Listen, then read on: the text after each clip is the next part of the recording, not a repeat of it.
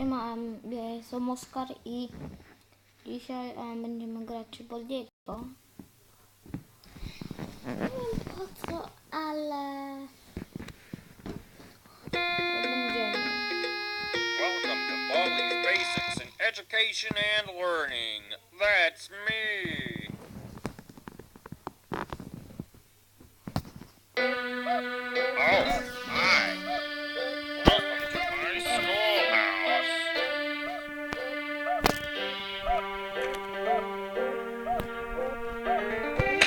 Now it's time for everybody's favorite subject, math. Answer the 3 questions correctly, and you might get some. You're doing fantastic. Problem 2. 2 minus 6. Good one. Problem 3. 4 plus 7 equals. Great job.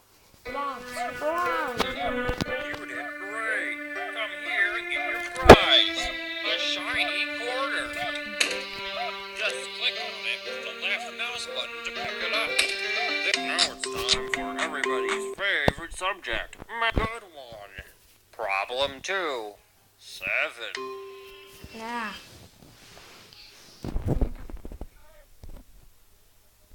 Roman, go beep. Czekajcie.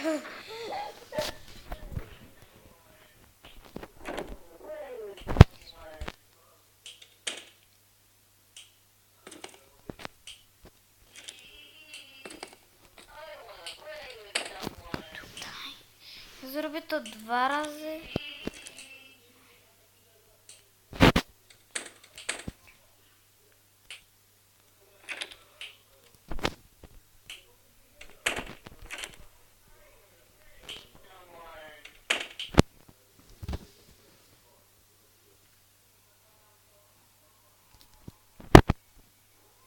Ja wiedziałam, ale...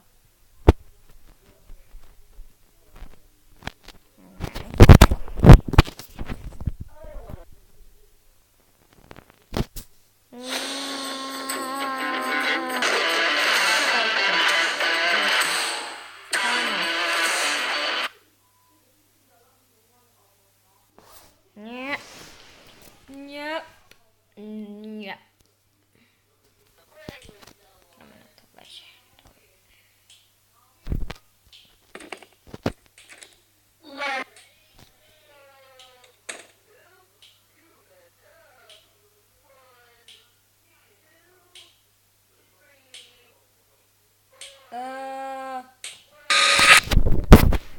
No, nie gramy Boliko.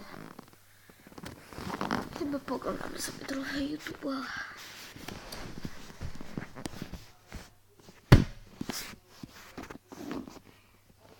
Oglądamy sobie YouTube'a. Jak chcecie mieć swój kanał, idźcie. Chcecie mieć swój kanał, idźcie tutaj. Chcecie mieć. Idźcie tutaj i. Ale tego nie. Najpierw ściągniecie Mobizen. Najpierw potem idziecie tutaj i możecie robić co chcecie.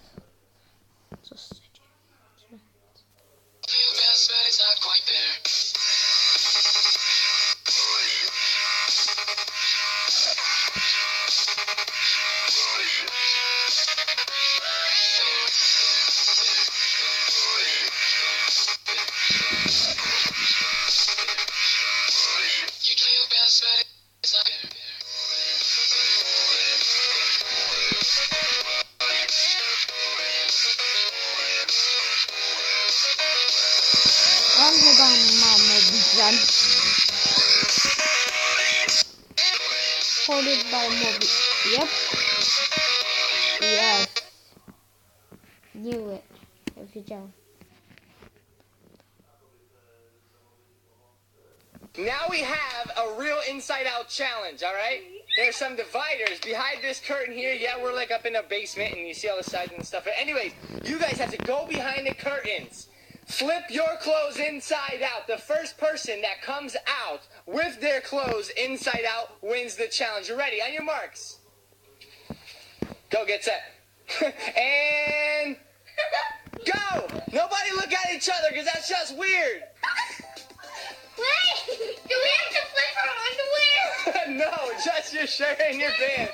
You guys okay? Yeah.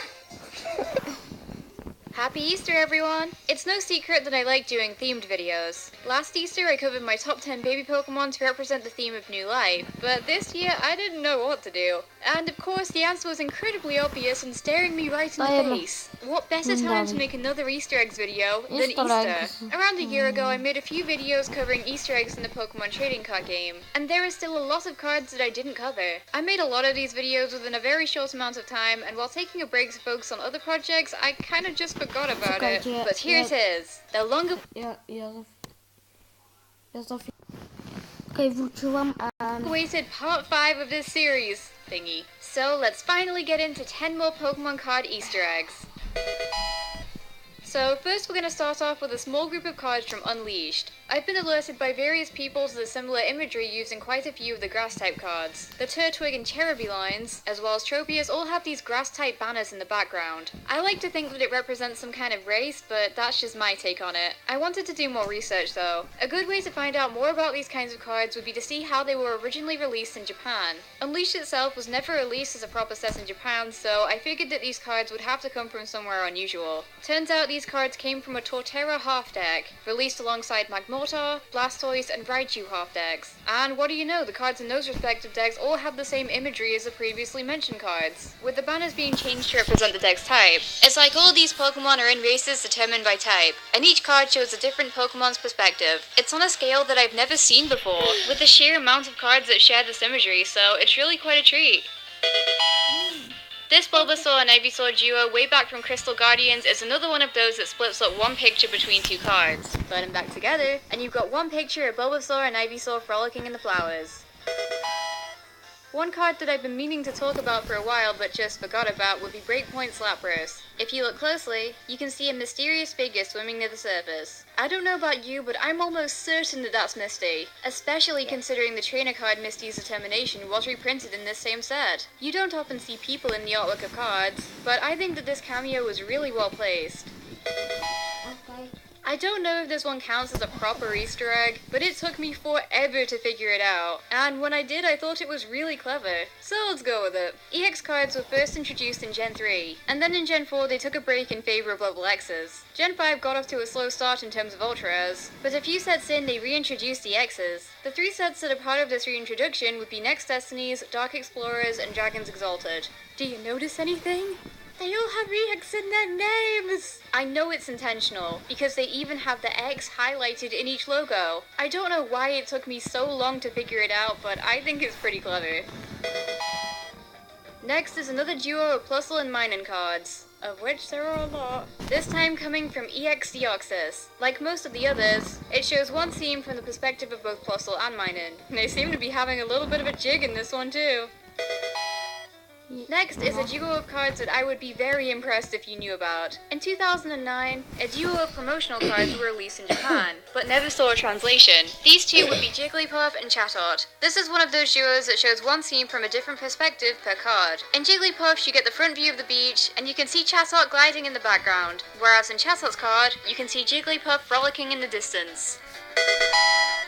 So you may remember in this series I covered the Chespin and Snorlax cards from Breakthrough. Well, that isn't the only Chespin card in the set. There are 3 of them, and once I looked at the other 2, it alerted me to a recurring hidden theme throughout the set. There are quite a lot of Pokemon with more than one card in this set, and for the most part they all represent what I interpret to be a theme of contrasting rural and modern settings. For example, the first Chespin is picking fruit on a farm, and the second seems to be in a lab. There are also 2 Remoraid cards, one shown on the seafloor, and the other in a more modern setting near a boat. There's a Magnemite in a forest, and another in some modern place.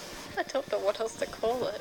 There are 2 Zoro cards, one out in the wild, and another domesticated in the city. Of the 2 Axu cards, one is eating whole fruit outside excitedly, while the other is more patient, and about to tuck into some chopped fruit inside. I think the duo of Doduo cards also fits into this, showing the difference between past and present delivery methods. While there are a couple more duos of cards that don't seem to fit into this theme as well, it was clearly intentional throughout the set, and was pretty fun to discover. Next is another Easter egg from Breakthrough, with only 1 card this time. This Marowak seems to be in the presence of something pretty exciting, but zoom in a little, and it would seem there's a silhouette that looks a lot like Mega Mewtwo Y. It's not possible to tell whether or not it's the same one as in the set, but it wouldn't be the first time that they've shown EXs from a different perspective.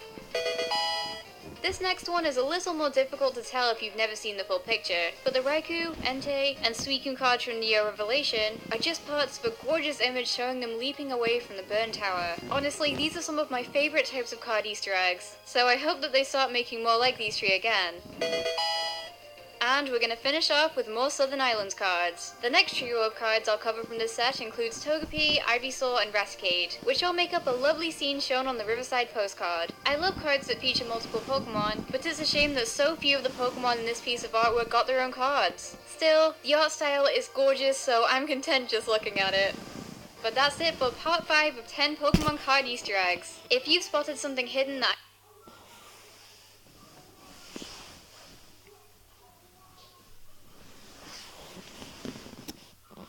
Whoa, how long has it been since I've had one of these videos? Over a year? Wow. Easter eggs are one of my favourite things about the Pokemon TCG, so I'm glad I'm finally doing another part. Speaking of Pokemon TCG though, this video is sponsored by the Pokemon Company International! Again. There's a new set, so they've sent me more goodies for me to show you guys. Stick around to the end of the video to see that. Sorry my uploads have been kinda patchy. I've been working on my animation channel Luvi as well as Candy Eevee recently, and I did finish the project that I was talking about last time. And oh my, I did not expect this response, but thank you. I hit 50k on there. What even? Thank you so much. Wow. If you haven't seen the animation, link is below and will probably be in the end card. It's a silly little video about my nightmare experience getting my DS's repaired. At the time of this upload, there will be another animation thing live on there. At the time of this recording, it's not up yet, but I hope you guys like it. I worked very hard on it. But with that, I can't think of a clever segue, so let's not waste time. I've made it a trend to include Plusle and Minun cards if I can, but the recent ones aren't actually related to each other, so I really had to do some digging for this one. And I ended up finding the LaRouse's Plusle and Minun cards. LaRouse referring to LaRousse City from the Destiny Deoxys movie. I hope I'm saying that right because I haven't actually seen them, since they were only released in Japan, in this half deck made to promote Destiny Deoxys. The Easter egg is pretty much the same as all the other Plusle and Minun cards that I've covered. The 2 cards show the same scene, but from a different perspective. So after I found the Plusle Minun cards, I felt like digging even deeper into some Japan-only releases. And then I found these Gothita and Gothorita cards released as part of the Waku Waku, or Everyone's Exciting Battle Collection released in late 2012. This is another pair that shows one scene split between 2 cards. Oh, there's even a nice little rainbow to show you where it splits. Wait. No. This pair is annoying because when I cut the artwork out, it doesn't line up exactly. So either they're placed like this in the original, or these 2 actually weren't part of the same piece somehow? Either way, they're way too similar for me to not count them. So here we've got a more recent card, being Butterfree from last year's Burning Shadows set. Just by looking at the artwork, you can probably understand what I'm getting at. It's quite clearly a reference to Ash's Butterfree from the anime. But if that wasn't enough of a dagger to your heart, take a look at its first attack. They ask you how you are, you just have to say that you're fine when you're not really fine, but you just can't get into it because they would never understand. Sorry, I'm still a little bit sad from that last point, okay? But But do you guys want to cry some more? Well, look no further than Breakthrough's Cubone card. Cubone's looking all sad like usual. There's a carnival in the background, lots of people, a happy mother and child to the left. Ooh, Pokemon, why? And if you can't connect the dots, it's even spelled out for you in the Pokédex entry section of the card. It always wears the skull of its dead mother, so no one has any idea what its hidden face looks like. Lore references are awesome and all, but I don't know how much more of this I can take. Moving on to something a little lighter, we've got the Celebi, Sudowoodo, and Sneasel cards from Neo Revelation. This is another Gen 2 trio that is one big picture split up between 3 cards. It's actually not all that obvious when you look at the cards at face value, because the background of this piece is so varied, but we do know that they are connected thanks to a postcard release in the Pokemon Trainers magazine. Alright, so this point is a finale to the whole Portal mystery that takes place in the set Breakthrough, and a couple of cards in Breakpoint and Fates Collide. If you have no idea what I'm talking about, then I would highly recommend you watch my previous videos in the series to get a better idea. But in a nutshell, there are a bunch of cards with portals in them, and a clear contrasting theme of rural versus modern settings in Breakthrough. And the card that wraps everything up is... Parallel City. A lot of you guys did tell me this, but it didn't really click until I made part 5. So, most of Breakthrough is set in the same city, showing the perspective of 2 parallel universes. One modern and one rural. I don't really know how the portal